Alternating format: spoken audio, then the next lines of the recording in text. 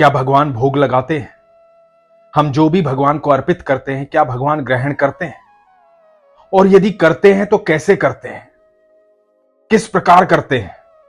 मन में यह प्रश्न कई बार उठता होगा। तो आज इस प्रश्न का उत्तर जान लीजिए। यह प्रसंग बड़े ध्यान से सुनिएगा, बड़ा ही अद्भुत प्रसंग है। हरे कृष्ण दोस्तों, मैं हूं अनुज शर्मा। एक बार एक ब्राह्मण था। वो जो कुछ भी करता था सबसे पहले भगवान को बताता था।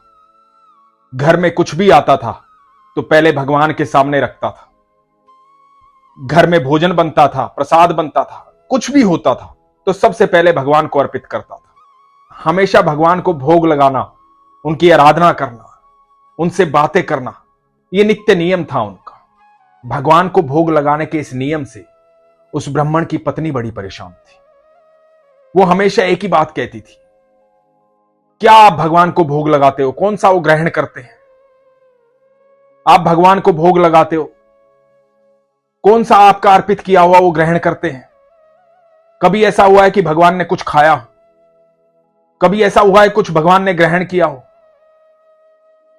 आप परिवार के अंदर रहा करो, परिवार के बारे में सोचा करो। वो पत्थर की मूर्ति है, उसके सामने कुछ भी रख लो वैसा ही उठ करके आ जाएगा। उसके सामने कुछ भी ऐसा नहीं है कि वो ग्रहण करेंगे। ब्राह्मण की पत्नी ये बात करती थी। ब्राह्मण को बड़ा बुरा लगता था। ब्राह्मण अपने तर्क से उसे समझाता था कि भगवान भोग ग्रहण करते हैं, भगवान इस भोजन को प्रसाद बना देते हैं। जो भोजन भगवान के सामने रखा जाता है वो प्रसाद बन जाता है। लेकिन पत्नी कहां मानने वाली थी। एक दिन घर में लड्डू आए। लड्डू आए तो देखने में बड़े स्वादिष्ट लग रहे थे। ब्राह्मण की पत्नी ने कहा कि अब भगवान को भोग लगाने मत जाना, देखने में कितने स्वादिष्ट हैं, मैं इन्हें सबसे पहले लूंगी, पहले मुझे लेने दो। ब्राह्मण ने मना कर दिया कि नहीं, पहले भगवान को भोग लगाओ, उसके बाद तुम ग्रहण करना, पहले मैं भगवान को भोग लगाऊंगा। पत्नी को इस बात पर गुस्सा आ गया। पत्नी ने कहा, तुम्हारा ये भगवान को भोग लगाना बंद नहीं होगा। तुम्हारा भगवान क्या सच में खाता है? सच में भोग लगाता है? और यदि सच में लगाता है ना तो आज भोग लगा के दिखाओ। आज दिखाओ भगवान को ये खिला करके। और यदि आज भगवान ने खा लिया तो जीवन में कभी तुम्हें नहीं रोकूंगी, कभी नहीं टोकूंगी। तुम जैसा कहोगे वैसा करूंगी। जैसे तुम आज भगवान को भोग लगाते हो, सबसे पहले भगवान को अर्पित करते हो, वैसे मैं भी करूं।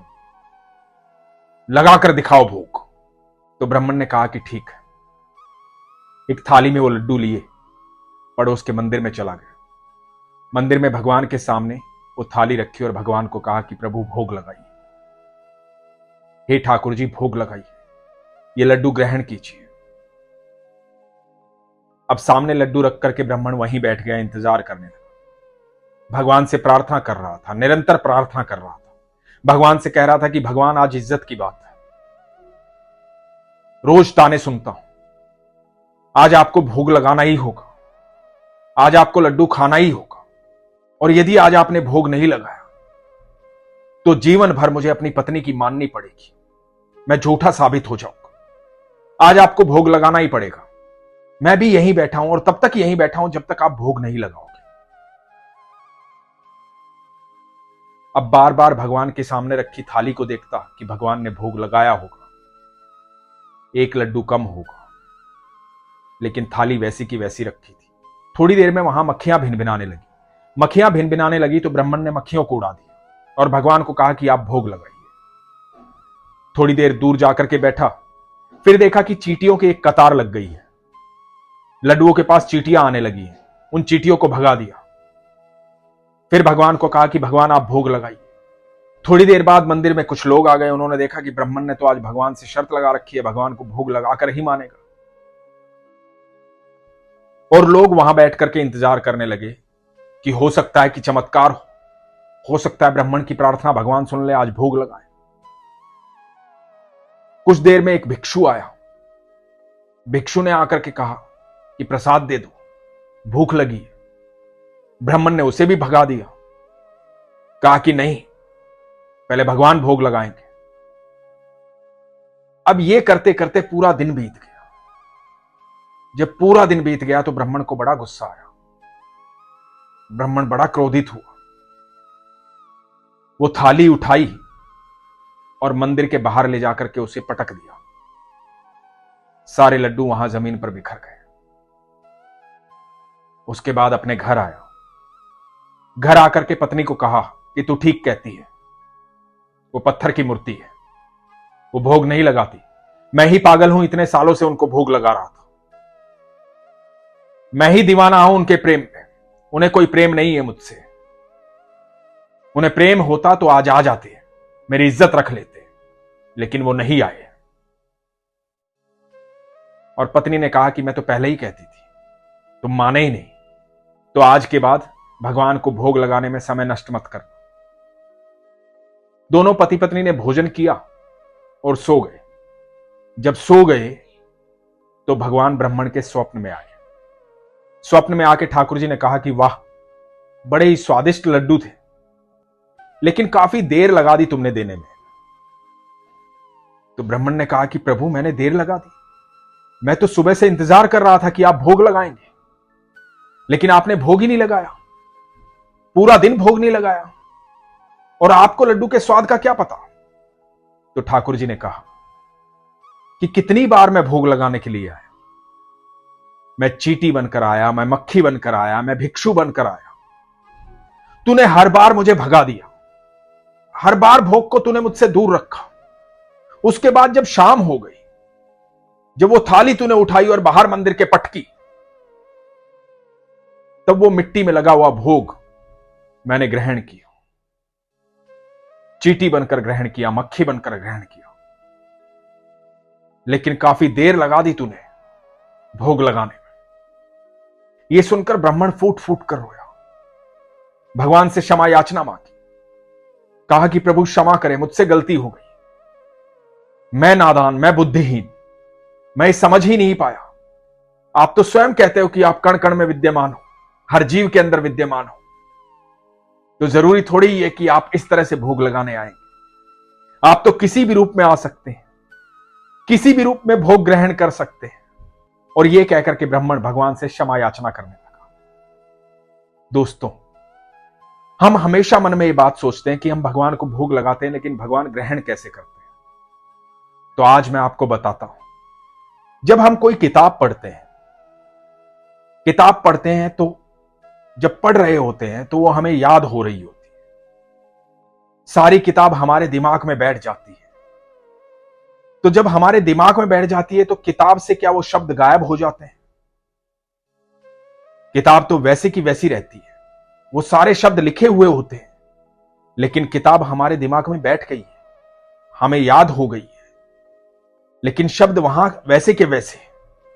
इसी प्रकार जब हम भोग लगाते हैं तो भोजन वहां आपको वैसे के वैसा दिखाई देता है, लेकिन प्रभु उसे ग्रहण कर चुके होते हैं। और जब भी हम किसी इच्छुक जीव को वो भोजन देते हैं या उसे भोजन ग्रहण करवाते हैं, तो भोजन ईश्वर ही ग्रहण करते हैं। जब किसी भिक्षु को, किसी पशु पक्षी को, किसी जानवर को हम कुछ भी भोजन देते हैं, अन्नदान करते हैं, तो भगवान ही ग्रहण कर रहे होते हैं। भगवान सब जीवों के भीतर विद्यमान है। ईश्वर सब जीवों के भीतर विद्यमान है। हम जब भी किसी जीव को सुख दे रहे होते हैं, उनका भला कर रहे होते हैं, उनके लिए उपकार का कार्य कर रहे होते हैं, तो वो सारे उपकार, सारा कार्य, सारा भोजन भगवान ही ग्रहण कर रहे होते हैं। आप जब उनकी बनाई सृष्टि का ध्यान रखेंगे तो वो आपका ध्यान रखेंगे। यदि आप सबसे प्रेम करेंगे तो वो आपसे प्रेम करेंगे, क्योंकि सारी सृष्टि उनकी है। भगवान ने ही कहा है, वसुदेव कुटुंबकम, पूरी पृथ्वी एक परिवार के समान है। भगवान ने श्रीमद् भगवद गीता में अर्जुन को कहा कि हे अर्जुन, तू सबके भीतर मुझे समाहित जा। मैं सबके भीतर निवास करता हूं। हमारी जो सांसें चल रही है ना, यही कृष्ण है, जो हम सबके भीतर है, सब जीवों के भीतर है। इसलिए कभी शंका ना करें। जिस प्रकार किताब से शब्द गायब नहीं होते, उसी प्रकार भगवान का भोग ऐसे ही रखा दिखाई देता है, लेकिन भगवान ग्रहण कर चुके होते हैं, जिस प्रकार आप किताब के शब्दों को याद कर चुके होते हैं। इसलिए आज के बाद कभी शंका ना करें कि भगवान ने भोग नहीं लगाया। भगवान आपके लगाए भोग को प्रसाद बना देते हैं। वो प्रसाद आपको स्वस्थ करता है, आपके अंदर सकारात्मक ऊर्जा देता है, आपके स्वास्थ्य को ठीक रखता है।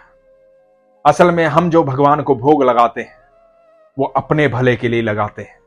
इसलिए कभी इस बात पर शंका ना करें। अपने मन से, अपनी इच्छा अनुसार जब भी आपका मन करे, जब भी आपकी इच्छा हो, अन्नदान करें, गरीबों की सेवा करें, भिक्षुओं को भोजन दें। जो भी उपकार आप कर सकते हैं, जो भी अच्छा कार्य अपनी व्यवस्था के अनुसार आप कर सकते हैं, वो अवश्य करें। जब आपकी मूलभूत आवश्यकताएं पूर्ण हो जाती हैं तो दूसरों की मूलभूत आवश्यकताएं पूर्ण करने में उनका सहयोग करना चाहिए और ईश्वर पर सदैव विश्वास रखना चाहिए, प्रगाढ़ विश्वास। ईश्वर हर समय आपके संग है, हर पल आपके संग है, लेकिन इसके लिए विश्वास की आवश्यकता है। इसीलिए हमेशा कहता हूं, अपने विश्वास को मजबूत रखिए, अपना ख्याल रखिए। हरे कृष्ण।